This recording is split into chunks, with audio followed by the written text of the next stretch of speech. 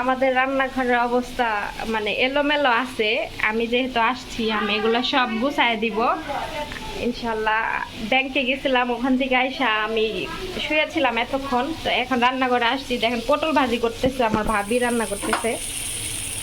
তো এই যে পটল ভাজি করতেছে, আর এখানে এই যে গুঁড়া মাছ চচ্চড়ি করবে। আমার মা জিজ্ঞাসা করছিল যে কি খাবি, পরে আমি বললাম যে যেটা মন চাই সেটা রান্না করো বইলে আমি ব্যাংকে চলে গেছি, কারণ আমার ওইটা হলো মেন কাজ। অ্যাকাউন্ট করলে 10-12 দিন সময় লাগে অ্যাকাউন্ট অনলাইন হইতে। তো ওই মেন কাজটা আমি আগে করে আসলাম, তো এখন বাকি যে কাজগুলো আছে ওগুলো আমি করব। এই তো পটল ভাজি, তারপরে গুঁড়া মাছ চচ্চড়ি, পোড়া পোড়া করে আলু দিয়ে বেগুন দিয়ে চচ্চড়ি করবে। এখানে মাখায় রাখছে, হাতে মাখায়া। আর এখানে মাছ রান্না করছে গরম। এই যে এটা হচ্ছে নওলা মাছ, ভোনা করছে ভাইজা। তো এই ছিল আজকে দুপুরে রান্না। এগুলো আমার কাছে অনেক ভালো লাগে, কেননা আমি ওখানে এইসব খাবার পাই না। মাংসর থেকে আমার এইসব খাবারই আমার জন্য ঠিক আছে। রান্নাঘরের অবস্থা খারাপ। তারপরে এই যে আরো চিংড়ি মাছ বের করে রাখছে, আমার মনে হয় এগুলো ভর্তা বানাবে নাকি, পেঁয়াজ কেটে রাখছে। তারপরে এই যে কাঁঠাল, এগুলো হচ্ছে আমার কাকার গাছের কাঁঠাল। আমার কাকা কালকে আমাকে আনতে যাওয়ার সময় আমার কাকায় অনেকগুলো কাঁঠাল নিয়ে রাস্তায় দাঁড়াইছিল। ওখান থেকে আমার আম্মু কাঁঠাল নিয়ে পরে আমাকে এয়ারপোর্টে আনতে গেছে। তো কাঁঠাল একটা পেকে গেছে আর এটা কাঁচা আছে। গাছের কাঁঠাল, আমার কাকাদের গাছের কাছে। সব কিছু করে তাও আমি এখন এই কার্টন নিয়ে বসলাম। এগুলো আমি যে কুরিয়ারে পাঠাইছিলাম ওই জিনিসগুলা আমার মা খালি বের করে চেক করে আবার রেখে দিছিল। তো এই জিনিসগুলো এখনও আমি বের করে সবাইকে যা যা দেওয়া প্রয়োজন দিব, কেননা আগে আমি এই জিনিসগুলো পাঠাইছি, তো কাউকে কিছু দেওয়া হয়নি। কারণ আমি যেহেতু আসব, তো আমার মা বলতেছিল যে একসাথেই যা যা দেয় একসাথেই দিব, এভাবে আলাদা আলাদা দেওয়ার কোনো প্রয়োজন নাই। এজন্য আমার মাও নিজে এগুলো ব্যবহার করে নাই, আর কাউকে দেয়ও নাই, ওইভাবে কার্টুনের ভিতরে ছিল। তো এই যে এখানে দেখতে পারতেছেন সাবান, শ্যাম্পু, বডি ওয়াশ, লোশন, এগুলা অনেক কিছুই এখানে ছিল। তো আমার মা এগুলো একটা একটা করে বের করতেছিল আর বলতেছিল কাকে কোনটা দিবে। তো আমি নিচে উপরে বসে বসে আমি বলে দিতেছিলাম যে এটাকে দাও, মানে এরকম আমি বলে দিচ্ছিলাম, আমার মাও বলতেছিল। তো এগুলা নিয়ে কথা হচ্ছিল। আর আমার বোন বলতেছিল যে আমাকে একটা জনসেন্স সাবান দাও, মানে আমার বোনের মেয়ের জন্য। আমার বোনের মেয়েটা আবার একটু দেখতে কালো হয়েছে, ও দাদির মতো হয়েছে গায়ের রং। তো বলতেছে যে জনসেন্স সাবান দাও, আর বাচ্চাদের জনসেন্স প্রোডাক্ট অনেক ভালো ওদের জন্য। তো আমার আম্মু আবার দুষ্টামি করতেছিল, বলতেছিল যে তোর কালো মেয়েকে সাবান দিয়ে গোসল করে ফর্সা বানাই দিবি, এগুলা বলতেছিল। তো ওইগুলা নিয়ে আমরা হাসাহাসি করতেছিলাম। তারপরে এখন কিন্তু কারেন্ট নাই বাংলাদেশে, এত পরিমাণে কারেন্টের সমস্যা।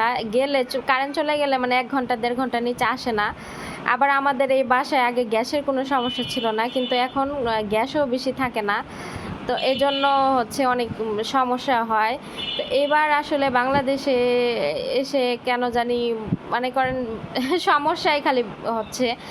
যেমন ধরেন ব্যাংকে গেছি গতকালকে অ্যাকাউন্ট করার জন্য, ওখানে দেখি মানুষ ব্যাংকে চিল্লাচিল্লি করতেছে, টাকা পয়সা দিচ্ছে না তাদের প্রয়োজন ছাড়া, এগুলো নিয়ে চিল্লাচিল্লি হচ্ছে। তো আসলে এই সব জিনিসগুলো দেখে না নিজেও আতঙ্ক হয়ে যায় যে কি করব না করব কোনো পাই না।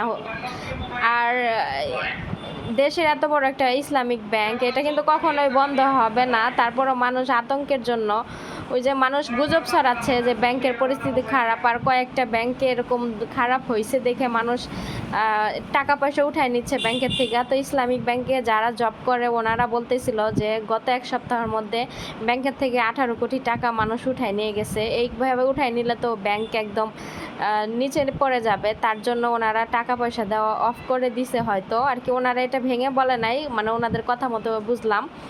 তো এইভাবে যদি টাকা পয়সা বেশি লেনদেন করে তাহলে সব টাকা মানুষ ব্যাংকে থেকে উঠায় নিয়ে যাবে, কেননা ব্যাংকেও মানুষ আজকাল আস্থা পাচ্ছে না। তো এতদিন তো নিউজে এগুলা দেখতাম, তো গতকালকে ব্যাংকে গিয়ে সরাসরি এগুলা দেখে আমি নিজেও আতঙ্কে হয়ে গেছি যে আসলে অ্যাকাউন্ট করতেছি কি হবে না হবে জানি না। যাই হোক, আল্লাহর নাম নিয়ে করছি, কেননা এইসব চিন্তা করে যদি অ্যাকাউন্ট না করে আবার চলে যাই তখন আবার আরেক সমস্যায় পড়বো। আর সব কিছুই হচ্ছে যে স্থায়ীভাবে থাকে তা কিন্তু না, ক্ষণিকের জন্য হয়তো এই সমস্যা হচ্ছে, পরে ঠিক হয়ে যাবে ইনশাল্লাহ। তো আমরা চাই যে আমাদের ব্যাংক হচ্ছে মানুষের, জনগণের আস্থা, এখানে মানুষ টাকা পয়সা রেখে আস্থা পায়। তো সেই জায়গাটা যদি এরকম হয় তাহলে কিন্তু খুব খারাপ লাগে, টেনশন হয়। তো যাই হোক, আল্লাহর নাম নিয়ে অ্যাকাউন্ট করে রেখে এসেছি, তো দেখি কি হয়। তারপরে তো জিনিসপত্র বের করতেছিল এখানে, সব এই যে মুখ ক্রিম এগুলো আমি কিন্তু যখন জিনিস পাঠাইছি টোটাল 34 কেজি জিনিস পাঠাইছি। আবার যেদিন আমি গেলাম সেদিনও 38 কেজি নিয়ে গেছি, 2 লাখ এসে। আর হাত ব্যাগে 12 কেজি, তাহলে কত কেজি জিনিস হয় এবার হিসেব করেন। 34 কেজি আর মনে করেন 38 কেজি, তাহলে অনেক, আরও 12 কেজি, তাহলে টোটাল অনেকগুলা আমি জিনিসই নিছি। আমি টোটালি হিসাব করলাম, আমি 84 কেজি জিনিস আমি এখান থেকে, ওমান থেকে আমি বাংলাদেশে নিয়েছি। এমনকি কুরিয়ারে যেগুলো পাঠাইছি সব কিছু আমি হিসাব করলাম, সব কিছু মিলিয়ে টোটাল 84 কেজি জিনিস আমি করছি, পাঠাইছি, নিয়ে আসছি। অনেক জিনিস নিয়ে আসছি আমি। সব সময় যখনই দেশে আসি এরকম করে আমি জিনিস এত জিনিসই আমি নিয়ে আসি। আমি চাই যে সবাই দেখে খুশি হোক, সবাই হচ্ছে আশা করে থাকে, এর জন্য সবাইকে আমি কিছু না কিছু জিনিস দেওয়ার চেষ্টা করি। তো মাথা খুবই ব্যথা করতেছে, গলাটাও কেমন জানি বসে বসে গেছে, জানি না ঠান্ডা জ্বর লাগবে কিনা, কারণ এক ওয়েদার থেকে আরেক ওয়েদারে আসছি, পানি তারপর এগুলা সব কিছু মিলে মনে করেন ঠান্ডা জ্বর লেগে যাবে। আর এই দেখেন এইগুলা হচ্ছে সব জিনিস নিয়ে আসছি, এগুলা আরও আছে, ওগুলা তো এখন বের করব, এগুলাকে গুছাই নেক, তারপরে আমি ওগুলাও বের করব। মাশাআল্লাহ, এখানে অনেক জিনিস আছে মাশাআল্লাহ। রেস্টুরেন্টে আসছি খাবার খেতে রাতের বেলা, হুট করে বিকালবেলা মনে হয়েছে যে বাইরে গিয়ে খাওয়া দাওয়া করি, তো এই জন্য আসলাম।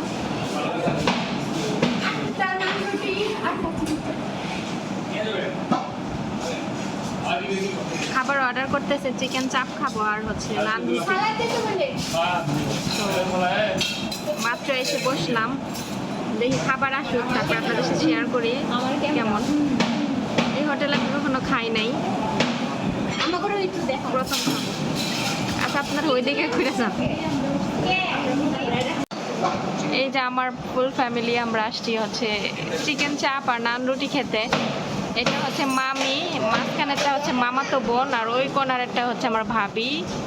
সবাই পর্দা করে, কেউ চেহারা দেখাতে ইচ্ছুক না। আর এটা ওই যে আমার বোন, আর এটা আমার আম্মু, বসে আছে সবাই। আর ওই যে আমার বোনের ছেলে, আর ওই মেয়ে কই, সিয়া কই, সিয়া ওই যে, সবাই মাশাআল্লাহ বলবেন। আর এই যে মামাতো ভাই আব্দুল্লাহ,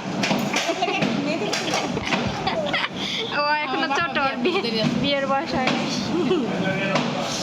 তো যাই হোক, দেখালাম আমার ফুল ফ্যামিলিকে, আরো ভালো মতো দেখাবো। মাত্র আসছি এখন মতো ওইরকম ভাবে গুছাইতে পারি নাই নিজেকেও। তারপরে জিনিসপত্র সব যেগুলো আনছি এলোমেলো ছিল, আজকে সব গুছাই ফেলছি। তো কালকে থেকে ইনশাল্লাহ সুন্দর মতো ব্লগ দেওয়ার চেষ্টা করব। আগামীকাল আমার ভাইও আসবে, তো সব ব্লগ দিব ইনশাল্লাহ। সবাই সাথেই থাকবেন, দেখবেন, আশা করি ভালো লাগবে। আর দেখি খাবার আসুক, এখানে মেনু দেওয়া আছে, মেনুতে অনেক খাবার আছে। আমি যেসব খাবার বিদেশে খাই ওইসব খাবারও এখানে আছে, আরেকদিন এসে খাবো। আজকে শুধু দেখে গেলাম, আজকে চিকেন চাপই খাই শুধু। এই যে খাবার চলে আসছে, এটা হচ্ছে চিকেন চাপ।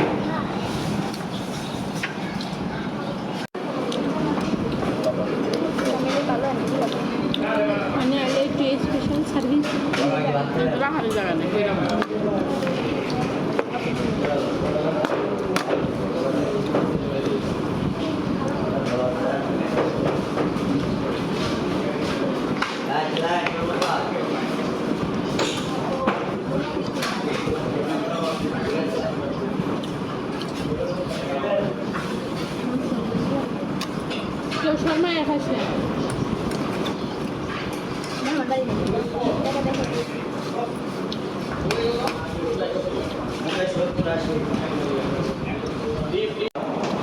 খাওয়া দাওয়া শেষ, এখন আমরা বাসায় বিল দিয়ে বাসায় চলে যাব।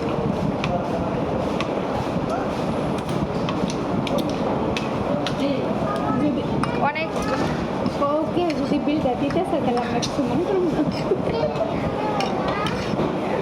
আমাদের বাসার সামনে যে রেস্টুরেন্টগুলো আছে এগুলো আছে মোটামুটি ভালো, কিন্তু যদি অনেক ভালো রেস্টুরেন্টে যাইতে চাই তাহলে অনেক দূরে যেতে হবে। তো এই রাতের বেলায় দূরে যাওয়া সম্ভব না, এই জন্য এখানে আসা।